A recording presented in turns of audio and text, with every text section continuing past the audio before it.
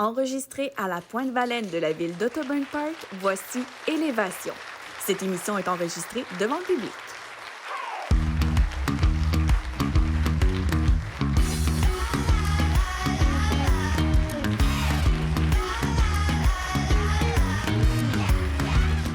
Bonjour tout le monde, bienvenue à cette nouvelle émission Élévation. Aujourd'hui, on est avec Nathalie Dubord, directrice générale de CAE Capital, un organisme essentiel, une force vive du développement économique de la vallée du Richelieu. Bonjour Nathalie. Bonjour Julie, merci de ton invitation. Ben écoute, je ne pouvais pas m'imaginer parler de leadership au féminin et ne pas te recevoir. Oh, merci. Vraiment. Je te l'ai dit même d'entrée de jeu, j'ai dit c'est sûr pour moi, tu es une inspiration, tu es une leader dans la région.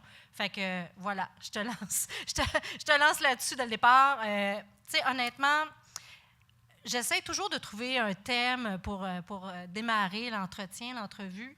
Puis là, je t'ai fait à la blague, j'ai dit, écoute, je vais te laisser me dire ce que tu penses que sera le thème. Mais comme on est devant un public, alors je vous prends en témoin. On va les laisser nous dire c'est quoi le thème à la toute fin. Puis pour ça, il va falloir que vous nous suiviez sur notre chaîne YouTube parce qu'on continue l'émission à la toute fin.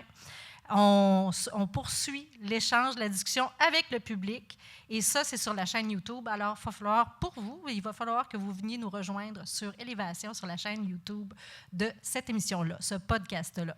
Donc, blague à part, Nathalie, là, je te reçois à titre d'expert. Oui. Il y a une autre émission, je vais te recevoir vraiment pour parler de ton parcours de leader parce que les deux côtés de toi, de ta personnalité, sont importants, tant ce que tu fais que ce que tu représentes. Là, on va parler de ce que tu fais au niveau de l'entrepreneuriat. Alors, qu'est-ce que vous faites chez CAE Capital? CAE Capital, on a 3 volets. Le premier, qui est un volet très, très important, sur lequel on est bien reconnu, c'est le financement. Financement d'entreprise, du financement assez complémentaire aux institutions financières où on va financer un actif à court terme. On va financer des crédits d'impôt, des bons de commande, des contrats, ce que peu d'institutions financières traditionnelles vont faire, puis ça donne vraiment un super coup de main aux entreprises. Ce qu'on fait aussi, c'est qu'on fait de l'accompagnement au démarrage d'entreprise. On a été précurseur il y a plusieurs années où on a fait de l'entrepreneuriat féminin il y a 26 ans sur le territoire.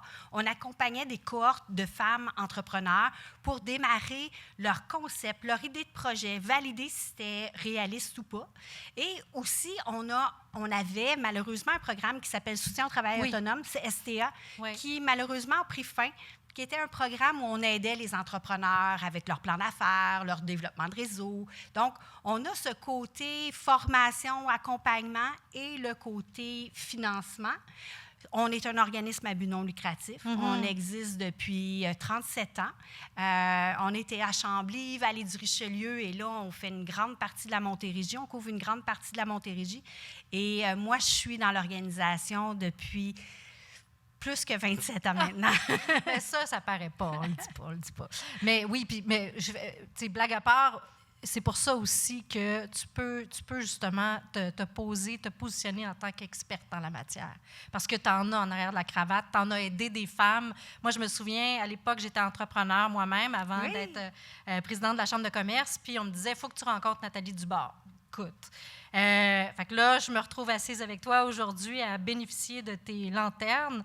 Est-ce que tu pourrais m'expliquer, c'est quoi la différence entre entrepreneuriat au féminin et entrepreneuriat point barre? Oui. D'entrée de jeu, là, en ce moment, il y a un gros buzz sur l'entrepreneuriat féminin, puis bravo, chapeau les filles, puis prenez ce momentum-là. Je vais donner des distinctions entre hommes et femmes, puis je ne voudrais pas être politiquement incorrect.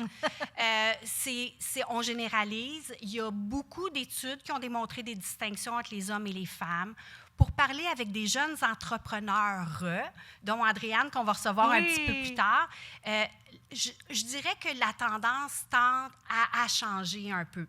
On est dans des stéréotypes un petit peu moins cadrés. On s'en va vers des stéréotypes moins cadrés, mais il y a quand même des grandes distinctions qui font en sorte qu'on est obligé un peu de faire la différence entre l'entrepreneuriat féminin et l'entrepreneuriat général, l'entrepreneuriat masculin. Les femmes ne partent pas de la même façon, n'ont pas les mêmes besoins. Elles ont tellement besoin de valider leur projet davantage que les hommes.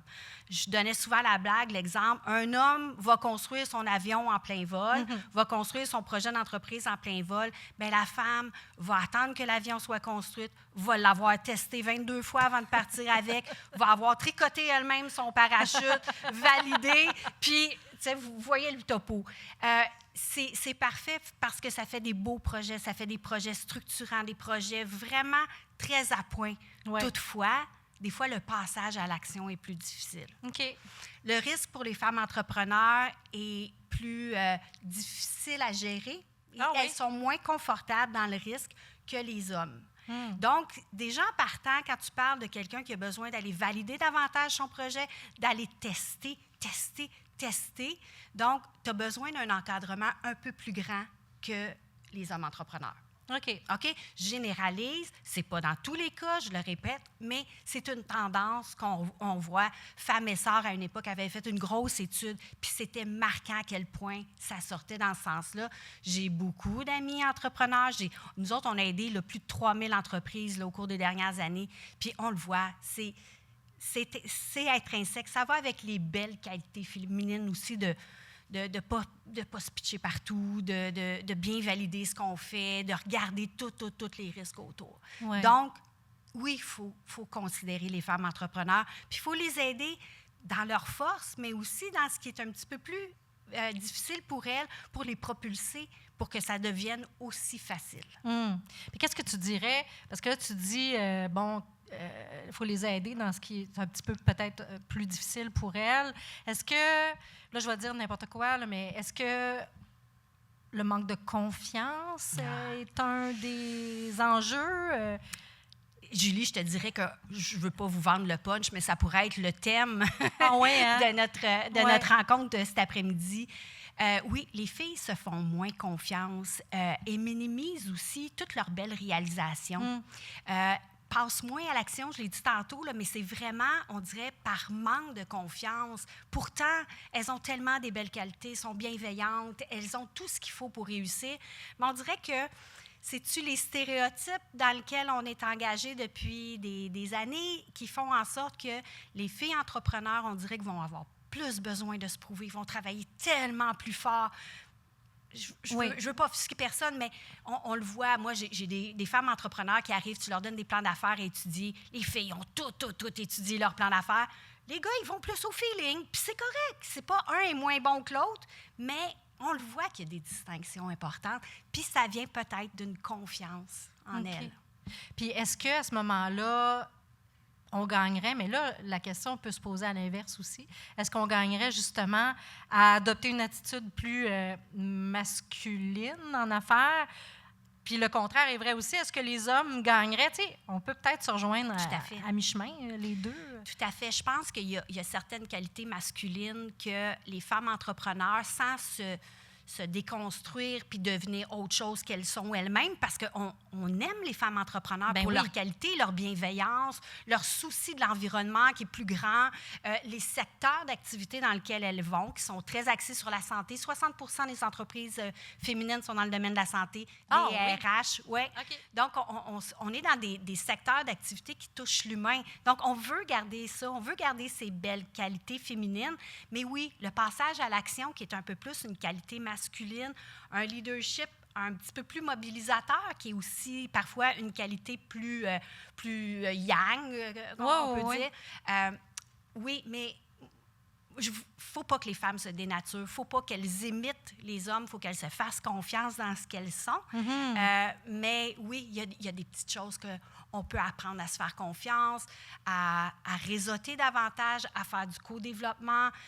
Moi, je sais que j'ai plein de femmes en affaires. C'est ça, j'allais dire, la sororité, là, l'aide, le support des autres femmes entrepreneurs, c'est quelque chose qui peut être éminemment riche pour la femme entrepreneur qui veut se lancer en affaires. Tout à fait. Puis ça, je dirais surtout les jeunes femmes entrepreneurs, allez chercher cette force du réseau, ce soutien autour de vous. C'est extrêmement riche. J'ai des amis, entre autres dans la salle ici, on est des femmes d'affaires, d'expérience, puis on continue à faire du développement, du co-développement, de s'entraider, parler de nos problèmes. Quand tu es entrepreneur, Julie, toi, comme intrapreneur, tu le sais aussi, oui. là, on est souvent seul. Oui, lonely at the top, là, excusez l'anglicisme, là, mais Ouais. on est seul au sommet, entre guillemets. On est seul avec nos enjeux, nos problèmes, nos défis, mais on ne l'est pas tant que ça, en réalité. C'est hein, ça. Il faut aller chercher l'aide en dehors de nos organisations, parmi nos connaissances, nos collègues, nos collaboratrices. Il ne faut pas avoir peur de demander de l'aide. Il ne faut pas avoir peur de célébrer quand ça va bien. Il ne faut pas avoir peur de mettre le genou à terre quand Oui, on a oui. besoin de le mettre à terre. Oui, tout à fait. Puis, tu sais, tu représentes tellement, c'est drôle, comment tu es habillée, comment tout ça, toute l'énergie que tu dégages, c'est éminemment féminin, encore une fois. Puis, en même temps, tu dégages cette force-là, cet accomplissement-là. Alors, c'est un bel exemple à suivre, définitivement. Écoute, le temps de l'experte est pratiquement terminé. On va inviter Andréane, après la pause, à venir parler avec nous. Mais justement, continue à rayonner comme tu le fais, Nathalie. Merci. Vraiment, c'est beau, c'est très beau de te voir aller. Alors, on se laisse pour une petite pause. Oui, tu voulais-tu dire quelque chose? Oui, je voulais juste dire Oui. que ce que tu me dis, ça me touche beaucoup. Puis c'est la mission que je me suis donnée. Je me suis dit, moi, je suis comme une chandelle. Puis une chandelle, je veux partager ma lumière. Puis en partageant ma lumière, je fais juste éclairer les autres. Puis je ne perds pas de mon intensité. Fait que si je peux toutes vous contaminer, puis vous éclairer, puis vous faire rayonner, bien, c'est ma mission. Je pourrais dire mission accomplie. Oh. Puis merci, Julie, de me permettre d'accomplir cette mission-là. Ben, ça me fait grand plaisir. Quelle belle lumière. Alors, on se retrouve après la pause et on continue avec Andréane Leblanc.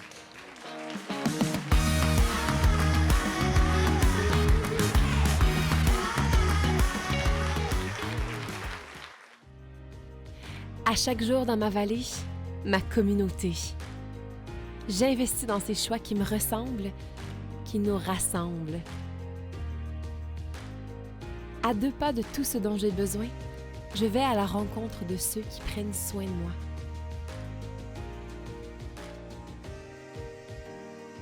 Fière de ma collectivité tissée serrée, je prends le temps d'échanger avec les passionnés et les passionnants. L'accueil y est chaleureux, les gens y sont généreux.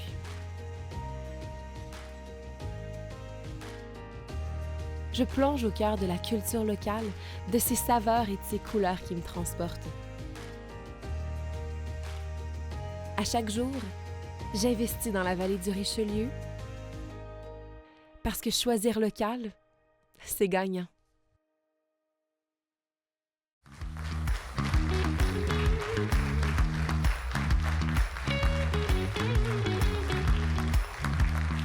Donc, on poursuit maintenant avec Andréane Leblanc. Bonjour, de Dantoflo. Dantoflo ou Dantoflo? Comment on dit ça? Dantoflo, Dantoflo. Dantoflo. D'accord. Comment tu te laisses inspirer? D'accord. Je voulais vraiment te recevoir, Andréane, parce que j'ai été frappée par ton dynamisme Mon quand Dieu, on merci. s'est rencontrés aux Entreprendre. Oui. Puis vous vous êtes rendus vraiment loin. Hein? Finale nationale. Finale Wow. nationale. Bravo. Oui, merci. Bravo. Ça a été un beau parcours. Vraiment. Mais là, avant de se rendre jusque-là, juste pour le bénéfice de tout le monde, peux-tu m'expliquer un petit peu, tu pars de où? Oui. Oui. En fait, moi, je viens pas du tout d'un milieu entrepreneurial à la base. Donc, moi, j'avais une famille qui travaillait de 9 à 5, qui ont fait ça toute leur vie dans les fermes et sur le marché du travail aussi. Donc, moi, milieu entrepreneurial, je viens pas de là du tout. Wow. J'ai la chance, ça fait 12 ans que je suis avec mon fiancé, Anthony, puis lui, il vient plus d'un milieu entrepreneurial. Donc, son père a eu diverses compagnies, puis depuis que je suis avec lui, à force d'avoir des discussions, ça m'intriguait, en fait, le côté entrepreneurial un peu plus. Et puis, moi, j'ai étudié au cégep pour devenir éducatrice en petite enfance. Oui. Et en terminant mon cégep, j'ai travaillé à peine quelques mois pour me rendre compte qu'il me manquait de défis, il me manquait de pouvoir me dépasser, il manquait de challenge en OK. bon français. Puis, sais, qu'on est à la croisée des chemins, que tu reviens à la maison le soir puis que tu pleures parce que tu n'es pas sûr du choix de vie que tu as fait, puis que tu es à la croisée des chemins puis tu te dis, bon, là, il faut que je fasse un choix, qu'est-ce que je fais du reste de ma vie? Ouais. La façon facile pour moi, ça a été le secrétariat m'avait toujours intéressée. Donc, j'ai fait des recherches, puis j'ai trouvé le cours de secrétaire dentaire qui était à peine 6 semaines. Donc, je me suis dit, pourquoi pas, je le laissais. Ben oui. Puis, j'ai fait le cours de secrétariat dentaire pour finalement développer une passion dans le domaine dentaire. Et là, ça fait bientôt 10 ans que je suis dans le domaine dentaire comme secrétaire. Puis, en tant que secrétaire, on est vraiment le pilier central d'une clinique. Tout à fait. Donc, on entend tout, on sait tout, on est à jour dans tous les petits potins qui se passent et tout ça. Puis, c'est un peu à cause de ça que mon entreprise est née, parce que j'entendais des besoins sur le terrain, puis j'ai eu besoin, je voulais aider mes collègues et trouver une solution à ces différents besoins-là. Donc, c'est pour ça un peu que Dentoflow est né. Ah, wow!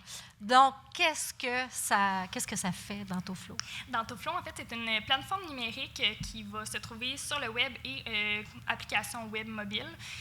Donc, qui va venir centraliser toutes les formations pour le domaine dentaire. Donc, notre clientèle cible, c'est vraiment les professionnels dentaires, les dentistes, les hygiénistes, les denturologistes. Et puis, on vient centraliser toutes les formations qui touchent de près ou de loin le domaine dentaire. Donc, sur mon application, on va trouver autant des formations qui vont toucher le côté pratique, donc se former en chirurgie, en implantologie, en tout ça, que toute la portion santé mentale, qui est un gros enjeu dans le domaine dentaire aujourd'hui, en 2024. Oui, ben, on recule de quelques années. Là, le deuxième plus haut taux de suicide était les dentistes. Ouais. Donc, on va vraiment tout aller toucher à la portion santé mentale, développement personnel, relations interpersonnelles, travail d'équipe et tout ça. Donc, on a lancé officiellement en mai. Et on a commencé à parler de notre projet seulement en janvier 2024 et on est déjà rendu avec 11 partenaires, 35 entreprises qui offrent leur formation sur notre plateforme. Donc, on a un bon départ. Je suis très contente. Mais oui, avec raison, c'est impressionnant. Puis là, vous avez gagné plein de prix. Là. Vous êtes rendu, c'est ça que tu disais d'entrée de jeu, à Ose Entreprendre, jusqu'à finale nationale. Oui. C'est beau! En fait, on n'était pas du tout supposé s'inscrire à ce concours-là à la base. En fait, on est suivi à la MRC de la Vallée du Richelieu. Ouais. Puis notre conseiller aux entreprises nous a dit, il y a ce concours-là qui existe, je pense que vous seriez des bons candidats. Prenez donc la chance de vous inscrire.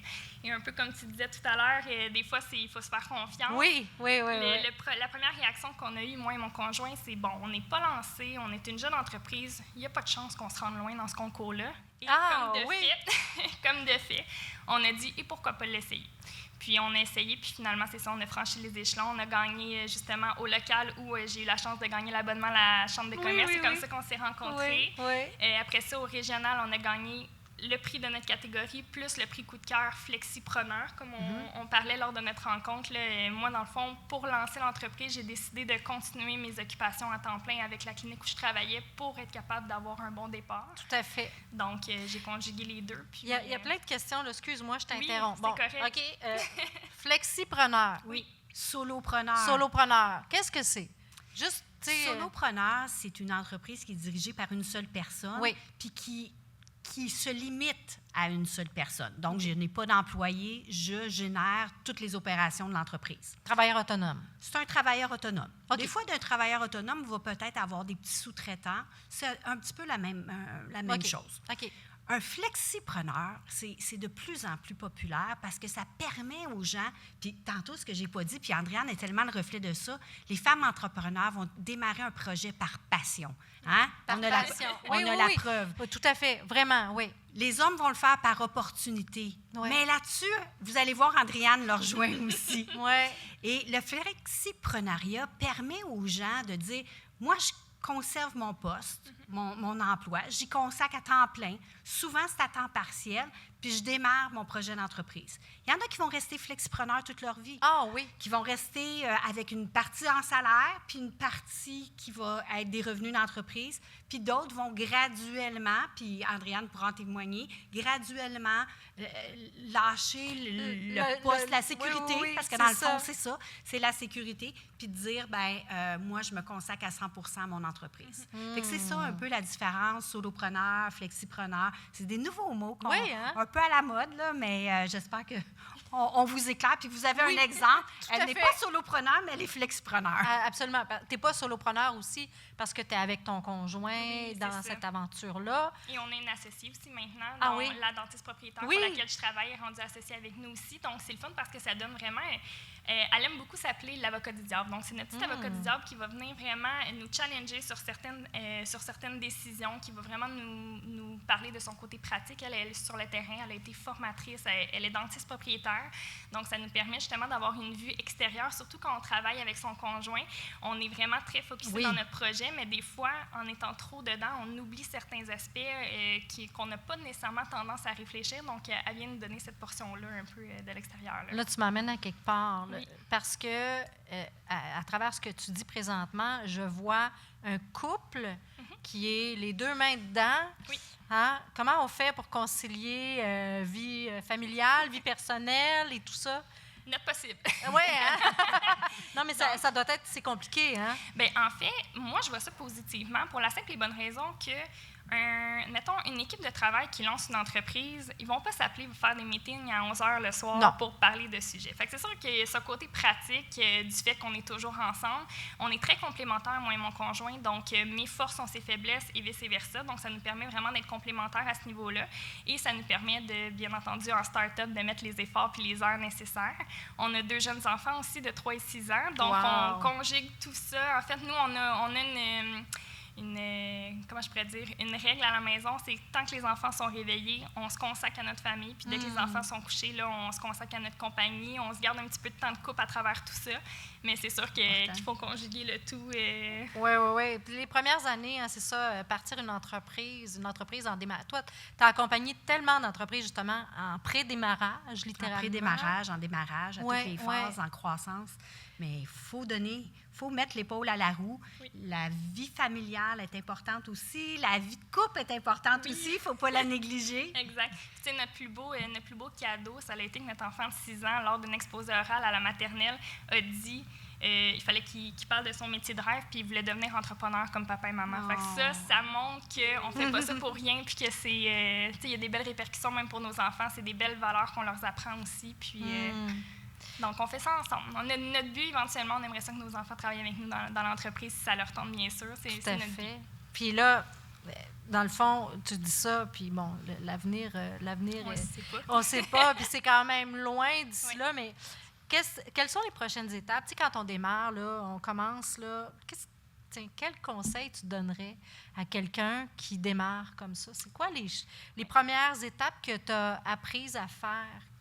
Qu'est-ce que tu donnerais comme conseil? Bien, nous, ce qu'on a trouvé difficile, proprement dit, ça a été justement de lancer une entreprise qu'on n'avait pas... Tu sais, mon conjoint, il est consultant à son propre compte depuis 3 ans. Il connaît bien son domaine, mais de lancer une entreprise que tu ne sais pas où tu t'en vas, tu ne sais pas nécessairement qu'il faut que tu fasses un plan d'affaires, un plan financier, ça, je dirais que c'est la portion qu'on a trouvée le plus difficile de savoir les étapes logiques pour lancer notre entreprise. Il faut penser à ouvrir le compte de banque, il faut penser à s'incorporer. Il y a un paquet de décisions importantes qu'on doit prendre dès le début et sans avoir de conseils, c'est difficile. Donc, moi, le meilleur conseil que je pourrais dire, c'est aller chercher l'aide qui vous est offerte. On a la chance, les entrepreneurs au Québec, d'être super bien supportés par une tonne d'entreprises qui sont là pour nous aider, pour nous aiguiller. Comme le CAE. Comme CAE Capital. Tout à fait, oui. Il y en a plusieurs. Donc, de contacter ces entreprises-là qui sont là pour nous aider puis poser les bonnes questions aux bonnes personnes. De ne pas avoir peur, effectivement, de poser des questions. Exactement. Est-ce que, là, c'est peut-être plus toi, Nathalie, qui peut me répondre, mais est-ce qu'en tant que femme entrepreneur, on a une oreille tout aussi attentive quand on va justement solliciter de l'aide ou c'est encore malheureusement un peu plus difficile? Est-ce qu'on est autant prise au sérieux? Bien, écoute, j'ai eu la discussion avec Andréane avant l'entrevue de cet après-midi, puis j'ai de force de constater qu'Andréane ne vit pas cette réalité-là. Pour elle, ça a été un avantage d'être une femme entrepreneur. Ah oui, OK. En ce moment, comme je le disais d'entrée de jeu, il y a un buzz. Oui. Profitez-en. Oui.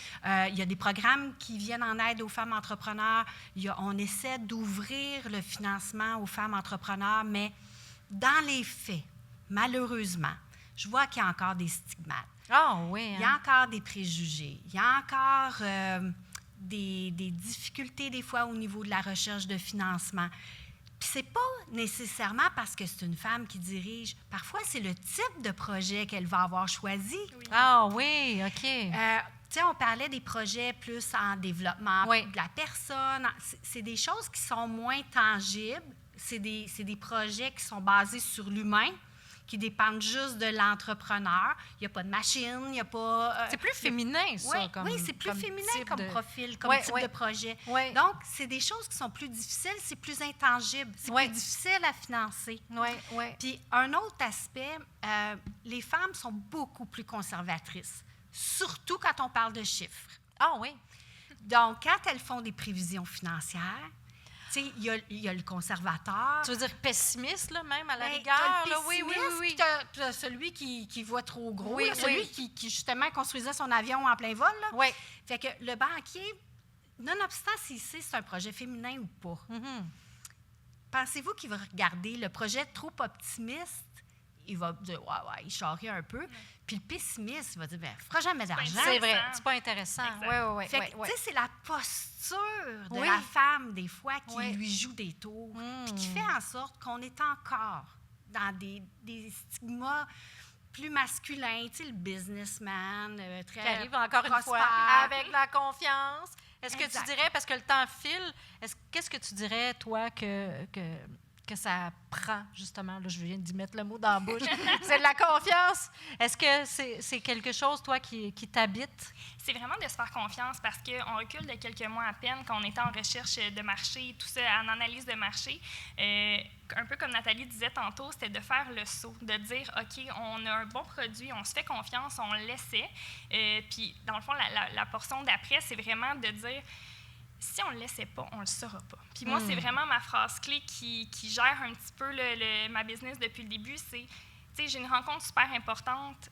Si j'ai une demande de partenariat à faire, je vais lui demander. Le pire qui Oui. va arriver, il va dire Il non. va dire non. Il va dire non. Puis c'est arrivé, notre première rencontre à vie qu'on a eue, c'était avec un gros joueur de l'industrie. À ce moment-là, ça ne fonctionnait pas. À peine 2 mois plus tard, il nous est revenu puis il voulait rentrer en partenariat avec nous. Donc, il faut essayer, il faut se faire confiance. Puis je pense que les femmes, des fois, c'est peut-être un petit peu plus difficile, mais on veut fleurir. On a tout pour réussir, en fait. Puis je Il faut trouve juste se faire faut confiance. juste se faire confiance. Je pense que c'est ça un peu le mot d'ordre, finalement. Ben là, on va devoir vous quitter, vous, qui nous regardez à la télévision. Mais on vous invite à nous suivre parce qu'on enregistre des questions du public, et oui.